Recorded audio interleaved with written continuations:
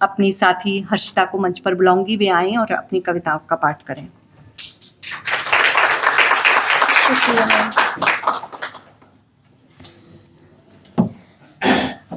कविता का शीर्षक है देवकी आजी। दूर से चप्पल उतारते हुए लंबे समय के बाद मिलने की मुस्कुराहट को समेटे, कहाँ हो बहन जी, आवाज़ देते बैठ जाती हैं बड़े प्यार से नीचे ज़मीन पर। अम्मा का पैर ना छूकर ज़मीन को छूते हुए जयराम कर लेती हैं। अम्मा चारपाई में बैठकर थैली लेकर पान लगाती है और दूर से देकर पूछती है, और कुछ चाहिए? हंसते हुए खोल देती हैं बचपन की बातों की गठरी। ढेड़िया, कबड्डी, पुलुलवा, पहटा, साथ में खेले गए सभी खेल की यादों का जमघट लग जाता है। दोनों अब बूढ़ी हो गई हैं, बचपन चला गया है, बुढ़ापे ने दस्तक दे दी है। बदलते समय के साथ जिस तरीके रह जाते हैं अनछुए समाज के कुछ पहलू, उन्हीं पहलुओं में समाज ने इन्हें अछूता छोड़ा हुआ है। छू जाने पर कपड़े ना बदलना पड़े, इसलिए बिना छुए ही एक दूसरे को जता लेती हैं उतना ही प्रेम जितना जता लेती थी साथ में खेलने पर। टूटता तारा और तुम। दिसंबर की अंधेरी सर्द रात में दूर कहीं खेतों के उस पार एक तारा टूट रहा था। मैं खेतों के पास छत पर खड़ी देख रही थी उस टूटते तारे को। वह अध जला तारा ठंड से कांप रहा था और खोज रहा था कि धरती पर कोई तो उसे बचा ले। उसके आशा भरे नेत्र जब मुझ पर आ पड़े, वह और ज़्यादा चमकने लगा। उसे लगा मैं बचा लूँगी उसे। तभी मैंने उससे तुम्हें मांग लिया। उसकी चमक में उदासी छा गई। वो मायूस होकर मुझे तकने लगा और घुटने लगा मेरे अंदर के कमीनेपन से। दिसंबर की ठंड, उस घुटन ने उसकी चमक को धीरे धीरे मार दिया। वह फिर बुझ गया। मैं जब कभी तुमसे मिलने आऊँगी, लाऊंगी एक तोहफा तुम्हारे लिए। दूंगी तोहफे में वही बुझा बुझा उदास तारा। तुम अगर उस तारे को पहनोगे तो शायद उसकी चमक वापस आ जाए, वह फिर से चमकने लगे। शीर्षक है छाँव। गुलमोहर और अमलतास की छाँव से भले हम गुजरते रहे, पगडंडियों पर साथ साथ चलते रहे, परंतु समय ने हमें एक दूसरे का नहीं होने दिया। तुम्हारी मीठी आवाज़ के मीठे गीत और तुम्हारी मुस्कुराहट दोनों अब कल्पना मात्र हैं, तुम्हारी तरह ही। जाने के बाद जाना तुमको कि फिर जानने का कोई अर्थ नहीं होता, सिर्फ याद होती है और चंद गुजारिशां। बदली दुनिया में कितना कुछ बदला, लोग, जगह, सब कुछ। मैंने सबको छोड़ा, परंतु तुम आज भी गाते हो मेरे भीतर एक गीत राग भैरवी में। मैं आज भी तुम्हें सुनना चाहती हूँ, उसी अंदाज में जिस अंदाज में तुमने मुझे पहली बार सुनाया था, मेरी आंखों में एक टक देखते हुए एक लोकगीत।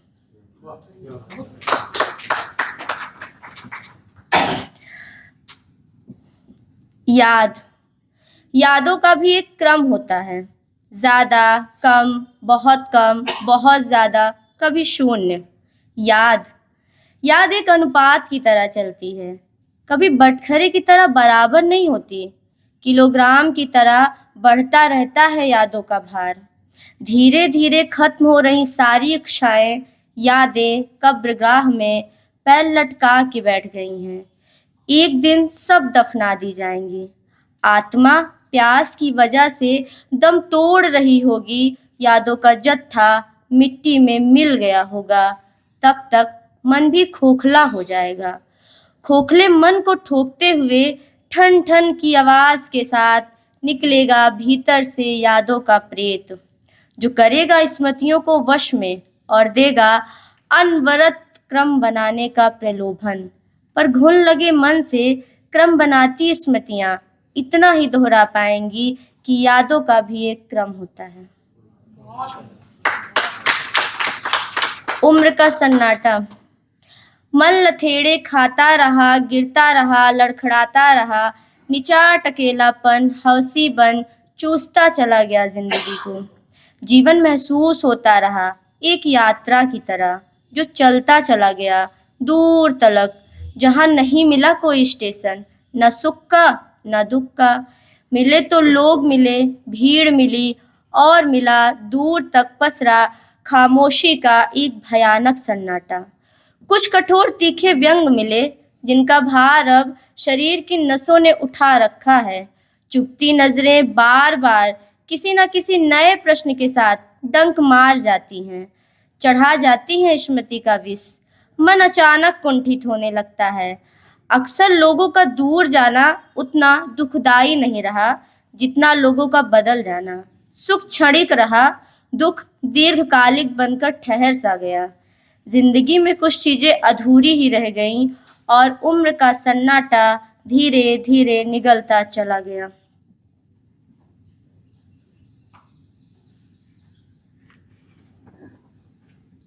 अवांछनीय एकांतवास। तुम आए, कुछ पल ठहरे और चले गए। मैं तुम्हारा हाथ थामे हर मोड़ तक चलती रही, तब तक जब तक था तुम्हारा हाथ मेरे हाथों में। तुम्हारे साथ रहते हुए, तुम्हारे हाथों में हाथ रखते हुए भी मेरी नीरस हथेलियों के हिस्से आई निर्जनता। जब कभी पकड़ोगे तुम मेरी हथेलियां, तब महसूस करोगे कितना रूखापन है मेरी हथेलियों में। बारिश के इंतजार में जिस तरह नदियों के किनारे की मिट्टियां होने लगती हैं कठोर, बंजर, पथरीली, मेरी हथेलियां भी प्रेम की खोज में कठोर धरा बन गई हैं। तपती गर्मी में बरसात का इंतजार कर रही हैं। उसके सावन ने ही उसे रेगिस्तान बना दिया है। एक दिन सावन आएगा, झूम कर गाने लगेंगे पपीहे भी, पर शायद तब मेरी लालसा प्रेम नहीं होगी। तब मेरी हथेलियां प्रेम ना स्वीकार करेंगी एकांतवास। हाँ, एकांतवास। धन्यवाद।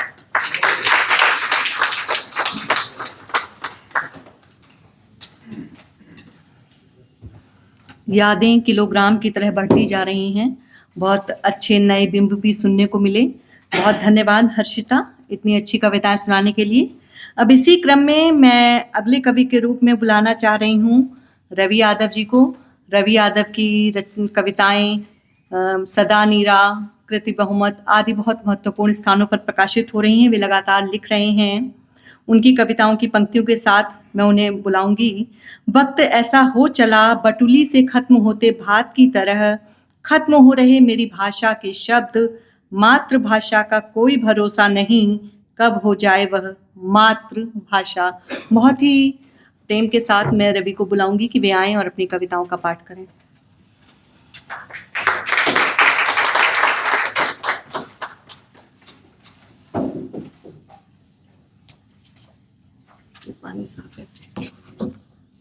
कविता का शीर्षक है खपरैल। इसी घर में रहती थीं बाबा के पापा की 4 संतानें और बाकी सभी भी एक साथ। एक ही साथ रहते थे कितने चिड़ियों के परिवार। गौरैया दिन भर फुदकती रहती थी घर में। फुदकने के कारण उसका नाम रख दिया गया फुरगुद्दी। कभी यदि आ जाए पकड़ में तो रंग देते थे उसके पाँव। इसी खपरैल में चलते थे धान कूटने के लिए ढेका और गेहूं दरने के लिए जाता। दिन भर स्त्रियां रहती थीं इन्हीं के पास।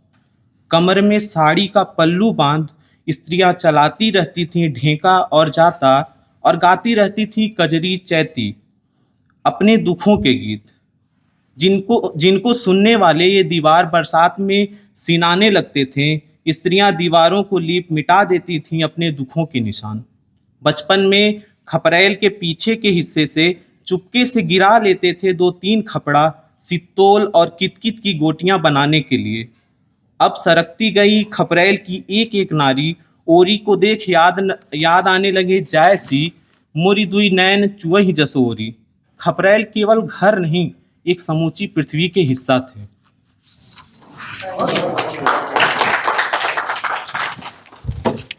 दूसरी कविता है जिसका शीर्षक है दिशाएं। जो हमारे लिए पूरब है, 1 2 4 टोला लांघने के बाद हो सकता है वो अगले टोले के लिए पश्चिम हो। पूरब के निकट जाने पर पूरब खिसकता जाता है उत्तर की ओर और खिसकते खिसकते पहुंच जाता है पश्चिम। अब जो गांव पूरब में था वो दिखता है पश्चिम में। पंछियों को नहीं पता होती दिशाएं, पर उन्हें मालूम होते हैं रास्ते, अपना घर, अपना पता। इसलिए हर सांझ विचरने के बाद वे लौट जाते हैं अपने घर, अपने घोंसले में।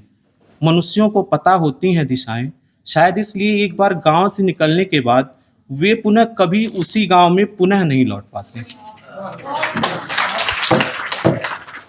एक तीसरी कविता है जिसका शीर्षक है आत्मग्लानि।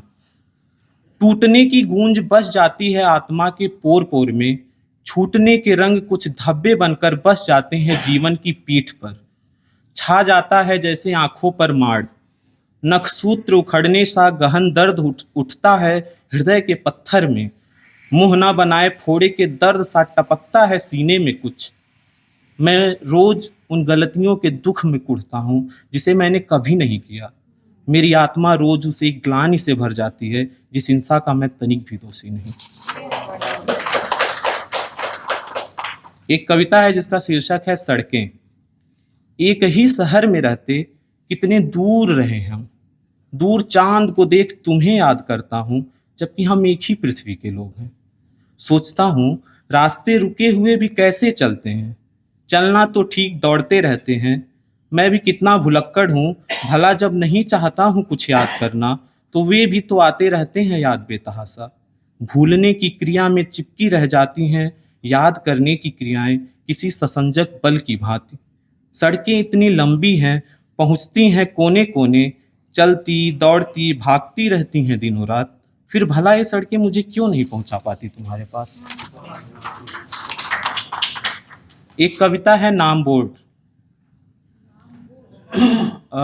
गांव के बाहर किसी गांव के नाम के लिए जो बोर्ड मतलब प्रयोग होता है उसके लिए मैंने शीर्षक दिया नाम बोर्ड। कई महीनों बाद बुआ आई घर, मार्ग विस्तार की वजह से बदल गया था बहुत कुछ। सड़कें चौड़ी हो चुकी थीं, तरकुल के 50 पेड़ और अन्य न जाने कितने पेड़ काटे जा चुके थे। चौराहे की वो छोटी मड़ई जिसमें उबलती थी कोसों दूर के लोगों के लिए चाय, वो खत्म हो चुकी थी। कितने घर ढाह दिए गए थे। सूनेपन और उजड़पन से लगा वो आ गई गलत रास्ते, गलत जगह। हो गया है उन्हें कोई दिशा भ्रम। उन्हें नहीं पता कि ये दिशा भ्रम नहीं बल्कि है भविष्य भ्रम। देश का चित्र बदलने वालों को पता होना चाहिए, गांव का पता कोई नाम बोर्ड नहीं होता, पेड़ ही होते हैं गांव के असली मानचित्र, जिन्हें देख सही पते पर पहुंचते हैं लोग। एक कविता है जिसका शीर्षक है सफेद कबूतर। कबूतरों को फड़फड़ाकर उड़ते जाते देखा, सोचा किसी प्रेमिका के लिए लेकर जा रहे होंगे किसी प्रेमी का प्रेम पत्र, जिसका प्रेमिका कर रही होगी इंतजार घर वालों से छिपकर अपने कमरे की खिड़की पर। दूसरी दफा फिर देखा कबूतरों को उड़ते तो सोचा ले जा रहे होंगे शांति का संदेश कहीं, या फिर कहीं किसी ने छत पर फैलाए होंगे गेहूं पिसाने के लिए उसे चुगने। तीसरे दफे जब मैं इंतजार कर रहा था कबूतरों का तो मुझे नहीं दिखे कहीं कबूतर। आसमान में उड़ते केवल काले धुएं दिखाई दे रहे थे। शहर की दीवारों पर लग चुकी थी काई की मोटी परत और दिलों में वो उठने वाले काले धुएं घर बना चुके थे। कोई पिता काई जमे घर के बाहर अस्त व्यस्त हालत में खड़ा इंतजार कर रहा था अपने बच्चे का हाथ में लिए टेडी बियर। जिस धरती पर बरसनी थी पानी की बूंदें, वहां बरस रहे थे आग के गोले जो नन्हे अंकुरित निर्दोष जानों को नष्ट कर रहे थे। जिसके लौटने की नहीं थी कोई उम्मीद, जिसे रोक सकती थी उसकी प्यासी पथराई आंखें, फिर भी उसे जाने दे रही माँ। मैंने उस दिन के बाद कभी सफेद कबूतर नहीं देखे तो केवल मैले रंग के स्लेटी कबूतर, क्योंकि अब उन सभी कबूतरों का रंग उस धुएं से सलेटी हो गया था। और न ही सुना कभी कबूतर को मधुरता से गुनगुनाते, क्योंकि उस दिन के बाद वे धुएं उनके कलेजे में बैठ गए और रूंघ गया उनका गला।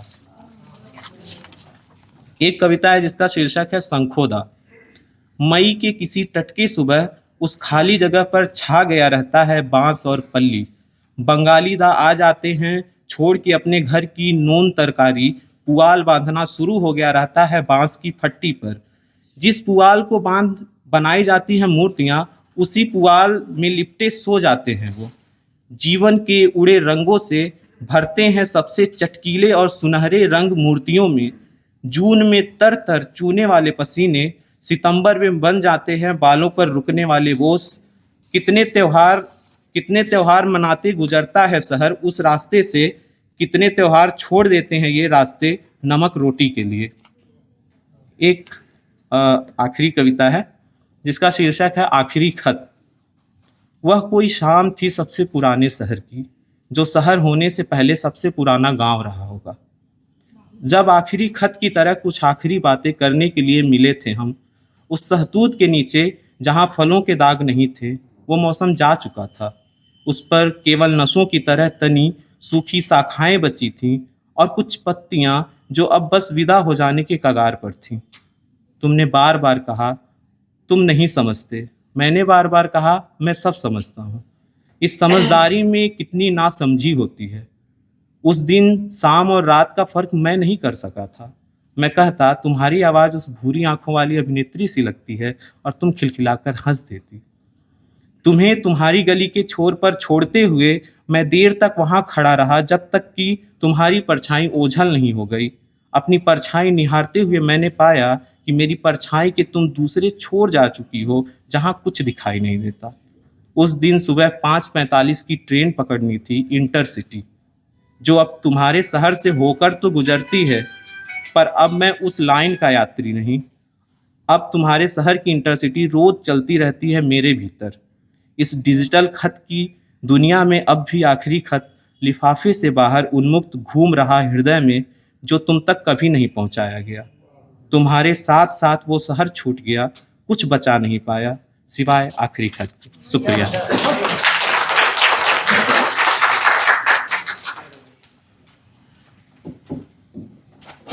बहुत सुंदर कविताएं सुनाई रवि, आपका बहुत धन्यवाद इतनी सुंदर कविताएं सुनाने के लिए। अब मैं अगले कवि के रूप में जिसे बुलाना चाहती हूँ, उनकी कविताएं हिंदवी, सदा नीरा आदि बड़े प्लेटफॉर्मों पे प्रकाशित हो चुकी हैं। इसके अलावा वे बहुत सुंदर गद्य भी लिखते हैं, जिसे हिंदवी पर पढ़ा जा सकता है। इसके अलावा उनके फेसबुक ब्लॉग पे भी पढ़ा जा सकता है, और वे बहुत सुंदर कविताओं का वीडियो भी बनाते हैं। मैंने उनका पहला वीडियो सुना था जब उन्होंने विशाल जी की कविता का पाठ किया था, तो उनकी वॉल पर वीडियो को देखा जा सकता है। वे लगातार लिख रहे हैं और सक्रिय रहते हैं। तो आशुतोष प्रसिद्ध की कविता की पंक्तियां पढ़ते हुए मैं उन्हें मंच पर बुलाना चाहूँगी। खड़े होने, चलने और दौड़ लेने की प्रक्रिया में अनगिनत निशान मिले हैं देह पर। हर निशान एक स्मृति है और हर स्मृति अलग दिन, जिसे छूकर जब जहाँ जिस दिन लौटना चाहता हूँ लौट लेता हूँ। बहुत स्वागत है आशुतोष आपका।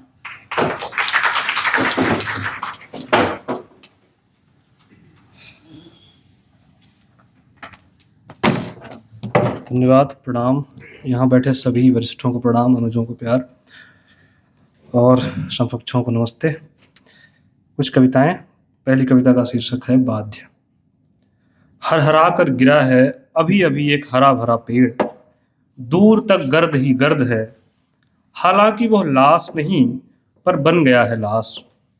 चीख मर गई है, सिर्फ 2-4 सिसकी है, सिसकी स्वीकार का स्वर है। स्वर और भी है पर न जाने कौन कौन। पुरानी जगह फैल नहीं पाती जड़, इसीलिए बदली जा रही है जगह। यह जानते हुए भी कि जड़ को नहीं, तने को चाहिए कोस भर जगह फैलने के लिए। हमने बदल दिया जो नहीं बदलना था। जो बदलना था उसे परंपरा बना लिया और ढोते रहे। इस पीढ़ी से अगली पीढ़ी के रीढ़ झुकने तक झुकी हुई रीढ़ पहचान है इस पीढ़ी की। दूसरी कविता का शीर्षक है उरिन। उरिन हमारे अवधि में एक गाय बछड़े या जिनके यहाँ बकरियां वगैरह होंगी, तो जब वो काफ़ी बीमार होती हैं, मरणासन्न अवस्था में होती हैं, तो उनकी थूथुन से कुछ थोड़ा सा तुलसी जल या गंगा जल वगैरह डाल के उनके कान में बोला जाता है, हम तुम्हें उरीण कर रहे हैं, यानी हम अब तुम मरने के लिए मुक्त हो। तो एक जगह 150 में, दूसरी जगह 50 रुपए और 2 कप चाय में, तीसरे जगह जाति बताने के बाद मुँह जबानी दे दिया गया आश्वासन।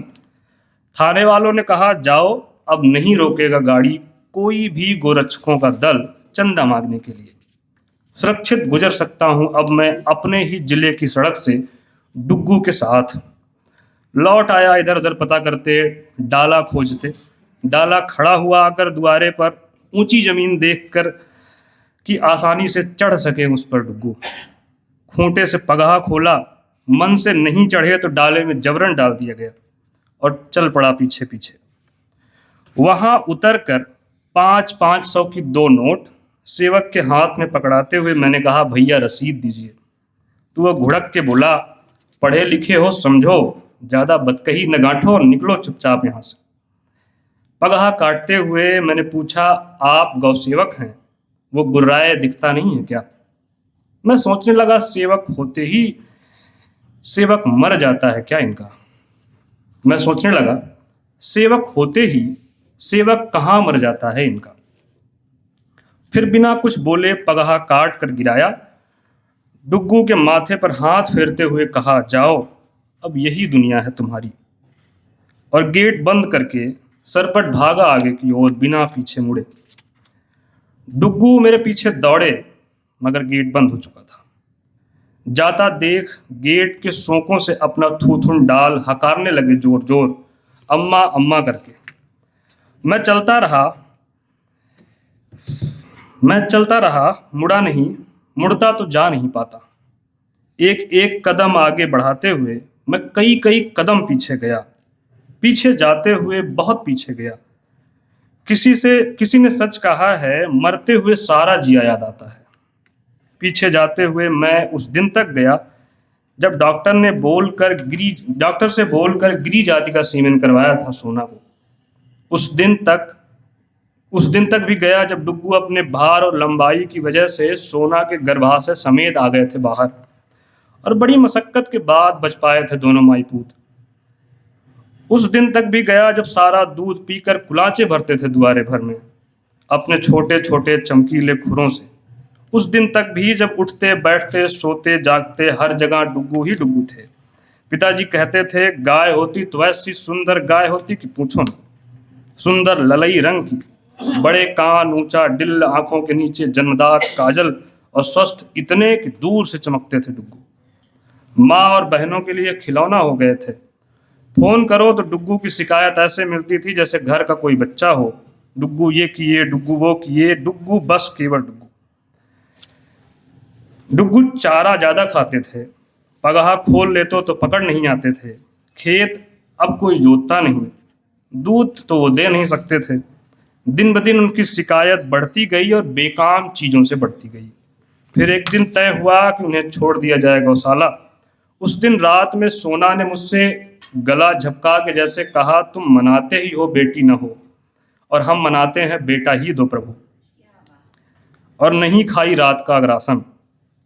अगले दोनों पैरों के बीच मुंह रखकर पड़ी रहीं, पागुर भी नहीं किया। मैं अभी पागुर गायें तब नहीं करती हैं जब वो बीमार होती हैं। मैं अभी डुग्गू को छोड़कर आकर दुआरे बैठा हूँ। बगल वाले बाबा कह रहे हैं, चलो फुर्सत मिली। माँ हाथ में एक गिलास पानी लेकर सामने खड़ी हैं। कह रही हैं, सोना एक बार भी नहीं बोली है सुबह से, बस उनकी आंखों के नीचे गीला हुआ है कुछ। मुझे न जाने क्यों गिलास में पानी नहीं दिख रहा है, आंसू दिख रहे हैं सोना की खामोश सिसकियों के। दूसरी कविता है ओरहन। तीसरी कविता है ओरहन। ओरहन यानी शिकायत। रियासतदार किले की ईंटें बेचकर खा गए जलेबी, अब वो साधु हैं और कहे जा रहे हैं त्यागी। न इतना भूसा बचा है ना ही गोबर कि लीपा जा सके भूसे पर, और कहा जा सके सब कुछ बहुत अच्छा है देश में। बिना चूहा खाए बिल्लियां नहीं जा सकती हैं हज। भक्तिन होने से पहले होना ही पड़ेगा उन्हें पहलवान, वरना कुचल दी जाएंगी भीड़ और भगदड़ में। नहीं बचे हैं अब इतने कीट पतंगे कि छिन छिन पर खाते हगते रहने के बाद भी भरा रह सके बगुलों का पेट। भगत बनने में बगुलों की आस्था नहीं, मजबूरी का जोर है। मुराही समझो इसे या कह लो ढिठाई, मगर देश की दशा इन दिनों वही है कि गांड खाए किलनी दुआरे हुए कीर्तन। एक आखिरी कविता, इंतजार के दिनों की मनस्थिति। दिन गुजर जाता है, अलमारी में रखी शर्ट इस्त्री नहीं की जाती। धूल पड़ी बाइक पर कपड़ा मारे, बाल बनाए और खुद को आईने में देखे। सारा समय फोन में रिकॉर्ड पड़ी आवाज सुनते, चुपके से ली गई तस्वीर देखते और वॉलपेपर पर लगा तुम्हारा हाथ पकड़े बीत जाता है। याद करने की जरूरत ही नहीं लगती तुम्हें, न याद आ रही है जैसे शब्द बोलने की। कुछ अनवरत होता रहता है भीतर हृदय में। कभी जब लगता है गति बढ़ रही है या चुभ रहा है कुछ, रेंग रही हैं चींटियां बदन में, रुक जाएगी अभी धड़कन, तो तुम्हारा 2 अक्षर का नाम धीरे से पुकारता हूं और सामान्य हो जाती है धड़कन। दूसरा इसका पैरा है, घड़ी के भीतर घूमती सुइयों से ज्यादा घड़ी की तरफ घूमता हूं मैं। घूमते हुए महसूसता हूं धीमी चल रही है दीवार घड़ी मेरे मन की घड़ी से। इंतजार करते हुए बीते समय को इंतजार के बचे हुए समय से भाग देता हूं तो शून्य पाता हूं। मन दुखी हो जाता है। इंतजार का कोई तो मानक होना चाहिए, कम से कम एक तो आना ही चाहिए भागफल, जिससे मैं तुम्हारे आने पे दिखा के कह पाऊं मैंने इतना इंतजार किया। तुम मुझे जीवन गणित में फिट होते देख खुश होती, गले लगा लेती या आंख में आंख भर देख लेती, और मैं भूल जाता कि मैं इतने दिनों से इंतजार में था। इसका चौथा हिस्सा है, नींद नहीं आती, स्वाद महसूस नहीं होता, रह रहकर चुभता है कुछ सीने में। कहता हूं खुद से बार बार सब ठीक है, सब ठीक है। तुम्हारे ना होने पर महसूस नहीं होता कुछ भी महसूस होने की तरह। किसी पैसेंजर गाड़ी में जबरन ठूसा सा लगता है जीवन। आसपास घुटन ही घुटन, भीड़ ही भीड़ की खिड़की भी नहीं खोल सकता जहां से आ सके तुम्हारी तनिक सी खुशबू। तुम्हारे इंतजार में जीवन मृत की तरह जीता हूं और इंतजार जीवन की तरह करता हूं। पांचवा हिस्सा है, तुम्हारे होने जैसे होने भर से सब कुछ सामान्य रहता है। खुद को देख लेने भर की हिम्मत बनी रहती है जीवन में। तुम्हारे होने से होता है सब, यह शहर, चाय की दुकान, पार्क, सूखे पत्ते, सफेद फूल, पुराने मकान, लोगों की आंखें, तुम्हें देने को हर दुकान का सामान। तुम्हारे ना होने पर कुछ नहीं होता। शहर कब्रगाह लगता है, सड़क कटीला तार, हंसते हुए लोग नाकफनी लगते हैं। धन्यवाद। आप सभी का प्रणाम।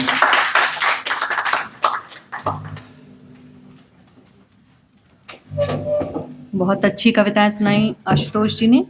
अब मैं इसी क्रम में हमारे समय के एक बेहद महत्वपूर्ण कवि केतन यादव को बुलाना चाहूँगी। उनकी कविताएं जन संदेश टाइम्स, सुभाष राय जी बैठे हैं यहाँ पर, जन संदेश टाइम्स, जनरव, वागर्थ, तद्भव, कृति बहुमत आदि प्लेटफॉर्म पर प्रकाशित हो चुकी हैं। वे कहते हैं, मुझे बंद आंखों से पढ़ा जाए, कान बंद करके सुना जाए, सांसें मेरी ब्रेल लिपि में होती हैं, मेरा जीवन सिंधु घाटी की लिपि का हस्ताक्षर है। मैं चाहता हूँ मुझे उतना समझा जाए जितना बहुत कुछ समझकर कुछ छूट ही जाता है समझना। मैं बहुत ही आदर के साथ, स्नेह के साथ केतन यादव को मंच पर बुलाना चाहूँगी कि वे आएँ और अपनी कविताओं का पाठ करें। केतन यादव।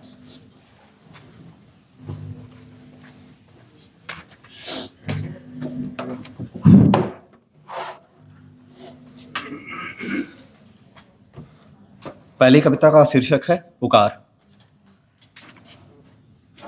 इतनी जोर से मत बोलो कि बहुत सारी आवाजें चुप हो जाएं।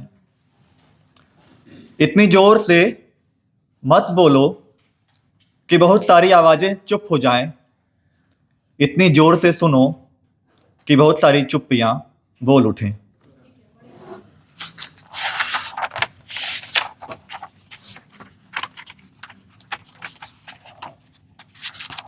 कविता का शीर्षक है अर्थ। रात का मतलब केवल अंधेरा नहीं,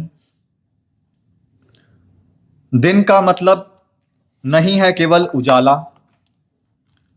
बरसात का मतलब केवल नमी नहीं, और पतझड़ का मतलब नहीं है केवल उजाड़ भर। जैसे तुम्हारा अर्थ कब केवल तुम्हारा अर्थ ही रहा, मेरा अर्थ नहीं रहा। केवल दरवाजे ही कहाँ, खिड़की और रोशनदान भी हैं अभिव्यक्ति के कक्ष में। हाँ, वही मेरी परम अभिव्यक्ति, खोई हुई, कुछ अर्थ, कुछ अभिप्राय, कुछ अनेकार्थ और संभावित। जिस तरह बरसात की रात पंछी छिपा लेते अपने परों में अंडे, जैसे पत्ते छिपा लेते कोई हरित कीट, जैसे रेत छिपा लेती शीशा, वैसे ही मैं छिपा लेता हूं तुम्हारी बात, तुम्हारा नाम छिपा लेता हूं भीतर। उस तरह नहीं जिस तरह कोई कवि छिपाता है अपने पाप, बल्कि उस तरह जैसे कविता छिपा लेती है कोई ना कोई एक अर्थ। अगली कविता का शीर्षक है परिपक्वता। हिंसा के नवीनतम दृश्यों की आदी हो चुकी आंखें कुछ भी देख सकती हैं अब, अपेक्षाकृत और क्रूर। हिंसा के नवीनतम दृश्यों की आदी हो चुकी आंखें कुछ भी देख सकती हैं अब, अपेक्षाकृत और क्रूर। अद्यतित संस्करण में बहरे हो चुके कान अभ्यस्त हैं हर चीख अनसुनी करने के लिए। कितना भी ताजा हो पाप, कितनी भी तड़पी हो लाश, आत्मा पर हर सड़ी दुर्गंध बर्दाश्त कर सकती है ये नाक आज। कोई भी झूठ निगलने पर नहीं पड़ते हैं छाले, जीभ से ढकेल सकते हैं हम डकार भर की आह भी। कोई भी स्पर्श महसूस नहीं होता है अब, न प्यार का न घृणा का। ओह मेरे इंद्रियों, कितनी परिपक्व हो चुकी हो तुम।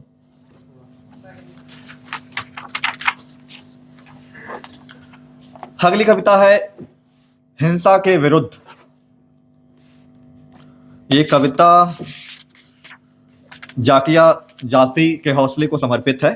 इस कविता में मरीना अब्रामोविक का जिक्र आता है, जो 1974 में एक धीरज कला का जो परफॉर्मेंस था उसमें करती हैं, और वो इस जो उत्तर आधुनिक जो समाज है उसमें दिखाती हैं कि किस हद तक लोग सह पाते हैं। वो दर्शकों को आमंत्रित करती हैं उनको हमला करने के लिए, और पारी पारी अलग अलग चीजों से उन पर हमला किया जाता है, और लास्ट में गोली भी उनको दागी जाती है, पर वो स्थिर रहती हैं, एक प्रदर्शन कला रहती है। तो उनके नाम का जिक्र है, हिंसा के विरुद्ध। जितनी बड़ी महत्वाकांक्षा रही उतनी बड़ी हिंसा, इसके आकलन के लिए हर बार एक नई मरीना अब्रामोविक को देनी होगी रिदम जीरो की परफॉर्मेंस। हर संगीन अपराध के बाद स्तब्ध सोचता हूं मैं कि ठीक इसी कृत्य को इससे और कितनी अधिक जघन्यता के साथ अंजाम दिया जा सकता था। कितने और नए तरीके हो सकते हैं इस अपराध के लिए। बेखौफ अपराधी वही है आदिम, बस उसके हथियार समय के साथ नुकीले और पैने होते गए, उसका दिमाग और कटकरेज। सड़क पर निकलती है लहराते हाथ होली की यात्रा, और घर के अंदर तहखाने तक की दीवारें रंग जाती हैं।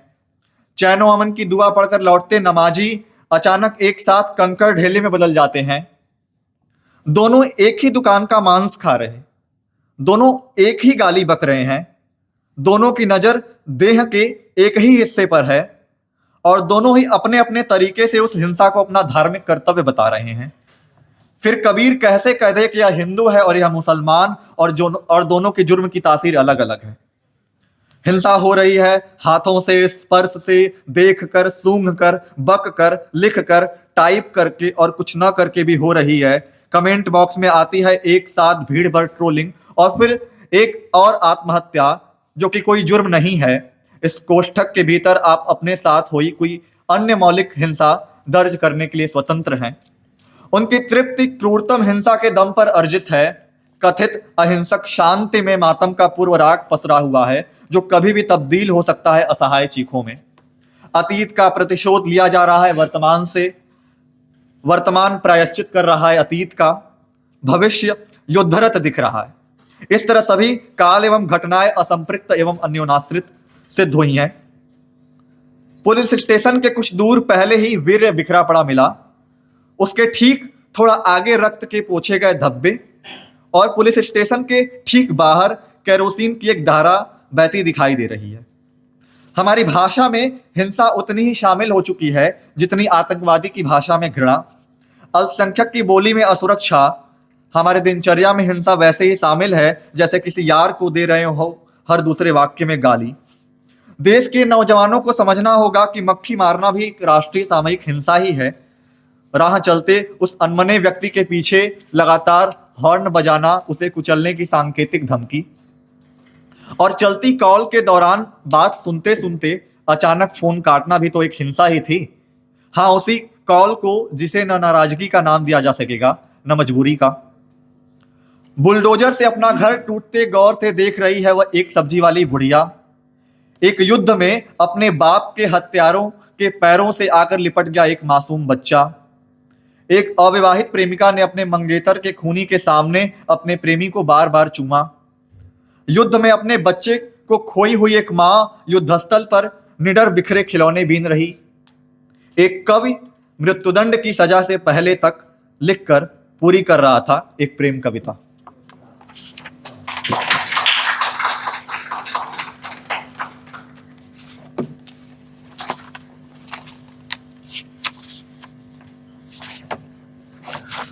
एक कविता 1 साल पहले लिखी थी। उस कविता के कुछ अंश। कविता का शीर्षक है अयोध्या के बाहर।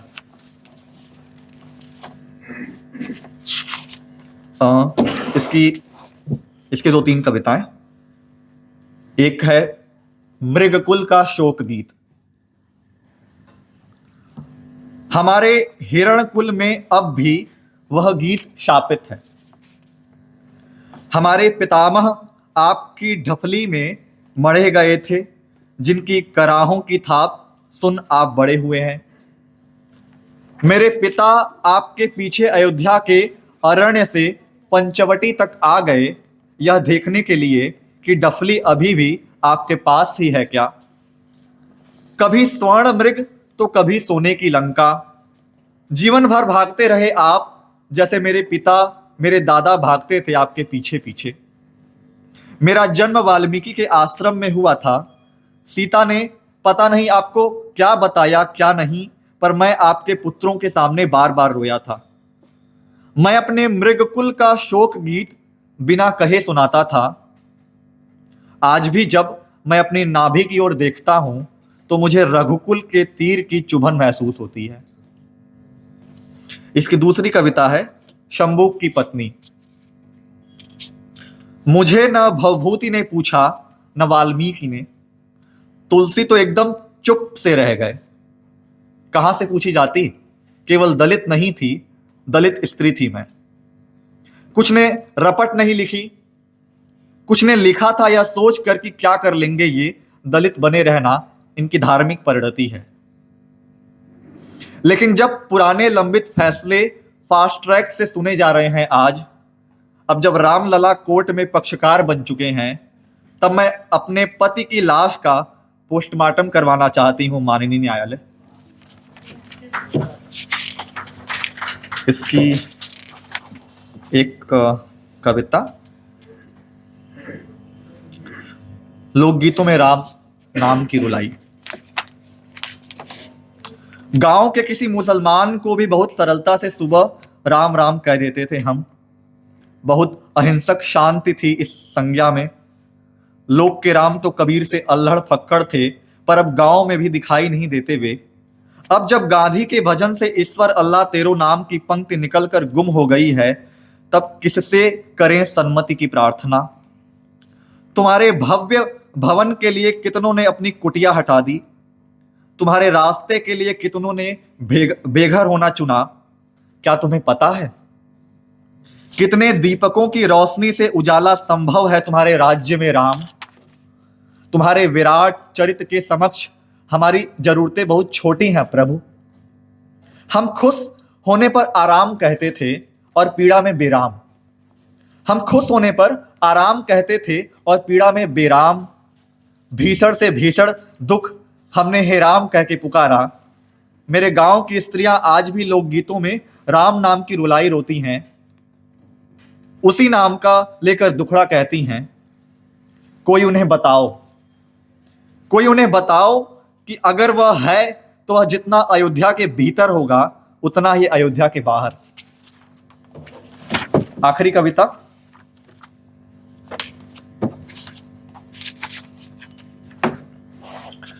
इस समय देश में खुदाई काल चल रहा है, खुदाई वाला माहौल है काफी, पर खुदाई कितने नीचे तक करना चाहिए ये वो निर्धारित नहीं कर रहे हैं। तो सुनो भंतों, आखिरी कविता। भंतों ढूंढो बुद्ध विहार, भंतों ढूंढो बुद्ध विहार, ढूंढो चैत्य गुफाएं, ढूंढो ढूंढो सभी दरार। भंतों ढूंढो बुद्ध विहार, ढूंढो चैत्य गुफाएं, ढूंढो ढूंढो सभी दरार। मठों मंदिरों के नीचे है बौद्धों का आधार, सिद्धों नाथों की गुत्थी संग सुलझाओ यह रार। शंकर की अद्वैत की माया में लोचा हर बार, शंकर की अद्वैत की माया में लोचा हर बार। सच को खोल रहा है फिर से कबीरा बीच बाजार, अपना खुद इतिहास लिखेंगे 100 में 90 यार, अपना खुद इतिहास लिखेंगे 100 में 90 यार। धर्म कर्म वर्णाश्रम का होगा संपूर्ण नकार, सभी हाशिए वाले आगे आकर रहे पुकार। दोषी के सब खून माफ है समर्थ की सरकार, दोषी के सब खून माफ है समर्थ की सरकार। सच का सिक्का उसका उछले जो सत्ता के पार, लोकतंत्र में लड़कर ही मिलता अपना अधिकार, लोकतंत्र में लड़कर ही मिलता अपना अधिकार। मुर्दे गड़े उखाड़ो भंतों यही छुरी की धार। शुक्रिया।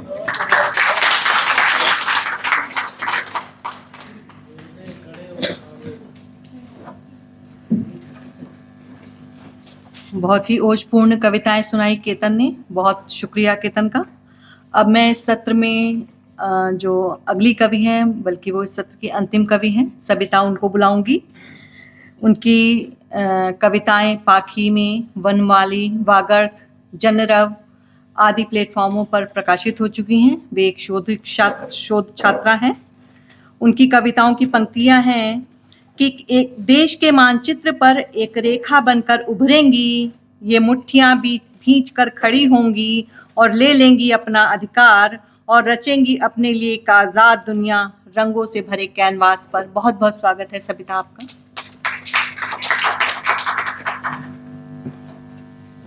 यहाँ उपस्थित सभी को प्रणाम करती हूँ।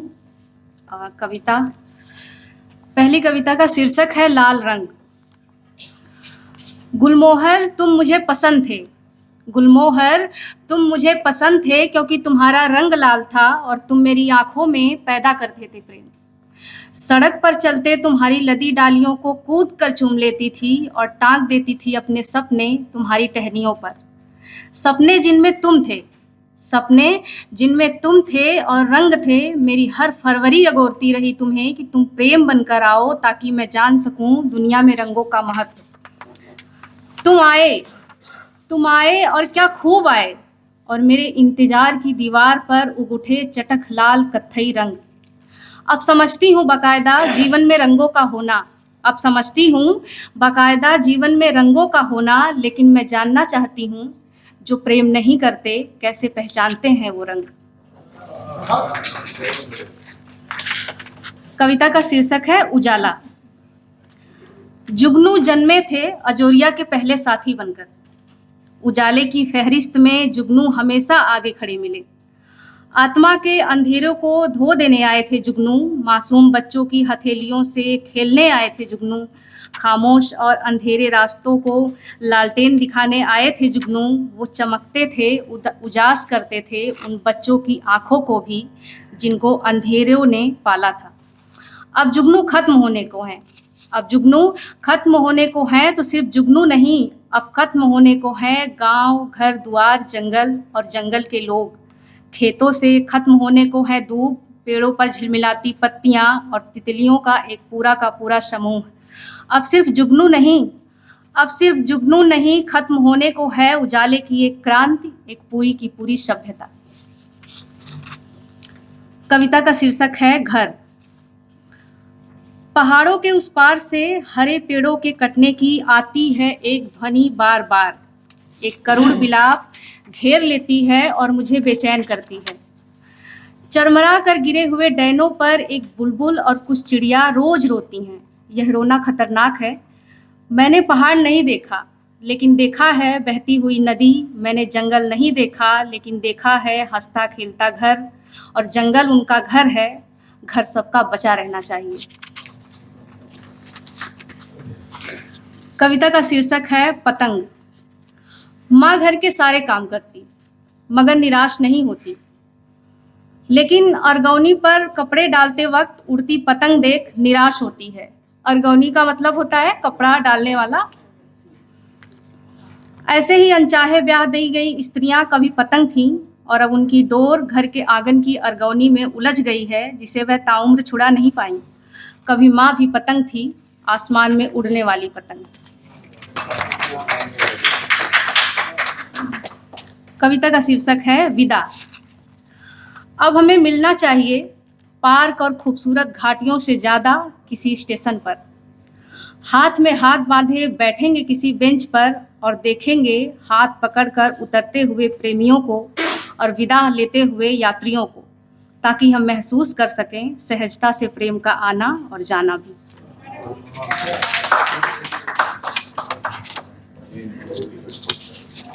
कविता का शीर्षक है तुम्हारे वास्ते। एक रोज तुम्हारे वास्ते मैं सलाई से बुनूंगी एक आसमान। एक रोज तुम्हारे वास्ते मैं सलाई से बुनूंगी एक आसमान, जिसमें परिंदे बेफिक्र उड़ेंगे। काढ़ूंगी एक इंद्रधनुषी दुनिया, जिसमें रंगों को मिल सकेगी पनाह। एक रोज तुम्हारे वास्ते बुनूंगी एक धरती, जिसमें बो दूंगी दुनिया की तमाम खुशबुओं को, और बुनूंगी एक साँझ जिसमें थका हारा दिन कर सकेगा आराम। एक रोज तुम्हारे वास्ते एक सुबह बुनूंगी, जिसमें नहाएगा उगता सूरज हर रोज, और बुनूंगी एक पेड़ जिसकी शाख पर गिलहरियां मचलेंगी दिन भर, जिसमें प्रसव करती पक्षियां निडर होकर बच्चों को दे सकेंगी निवाला। एक रोज तुम्हारे वास्ते एक घर बुनूंगी। एक रोज तुम्हारे वास्ते एक घर बुनूंगी, और बुनूंगी अपने दुपट्टे पर जीवन काटती एक औरत। जब तुम देखोगे उसे इतनी सुंदर दुनिया काटते, तो तुम जान सकोगे यकीनन उनको जिन्होंने बचाए रखा है दुनिया का सुंदर कोना।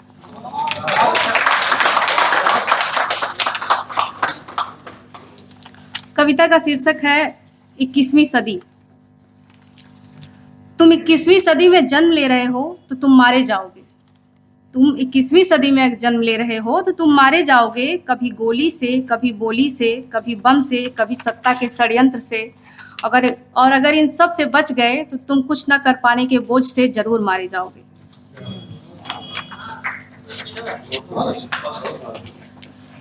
कविता का शीर्षक है तुम्हें स्त्री होना होगा। सदियों से संताप झेलती स्त्रियों के हिस्से नहीं आया कोई गुलाबी मौसम। बसंत हमेशा उनके जीवन में प्रेम की जगह पीड़ा लेकर आया। उन्हें समय से पहले धोना पड़ा मेहंदी आधे रंग के साथ, उनके हिस्से कत्थई होती रोटियों का रंग ही पूरा खिल पाया। कितनी सदी, कितने गीत, कितने ही मौसम बीत गए, स्त्रियों ने नहीं देखी कोई हवा, नहीं सूंघा कोई इत्र, इनके हिस्से चूल्हे में रिश्ती आग का धुआं ही आ पाया। इनके कानों ने ताने के सिवा नहीं सुना कोई मधुर गीत। चुप्पी साधती स्त्रियां गौर से सुनती रहीं गैर जरूरी बात को गैर जरूरी समझ भुलाती रहीं। चौखट पर खाना लेकर खड़ी औरत पुरुष के उड़ान का जश्न मनाती रही। दुत्कारने के बाद भी स्त्रियां चूमती रहीं प्रेमी की हर बात। पंख पाकर भी क्यों होती रही हैं लगातार उड़ने में असमर्थ। ऐसा क्यों करती आई हैं स्त्रियां? ये समझने के लिए तुम्हें स्त्री होना होगा। नहीं, लिंग से होना जरूरी नहीं, तुम मन से भी स्त्री होना हो सकते हो। आखिरी कविता सपना। एक दिन जब पहाड़ खत्म हो जाएंगे, कट जाएंगे सारे पेड़, तब नदियां भी हिलोरे नहीं लेंगी। पक्षियां नहीं करेंगी कोई प्रसव, दम तोड़ देगा बुरांस का फूल उस बीहड़ उचाट में अकेले ताकता हुआ। एक दिन इनके विरोध में वो चला आएगा तुम्हारे सपनों में बिन बुलाए, जिसका ललछाऊपन भर देगा तुम्हारी आंखों में रक्त। वह रोएगा, कल्पेगा और पूछेगा प्रश्न, आखिर क्यों? और उसे बताने को नहीं होगा तुम्हारे पास कोई उत्तर। तुम्हारे पास बचेगा केवल सपना, अवसाद को पालता एक सघन सपना। शुक्रिया।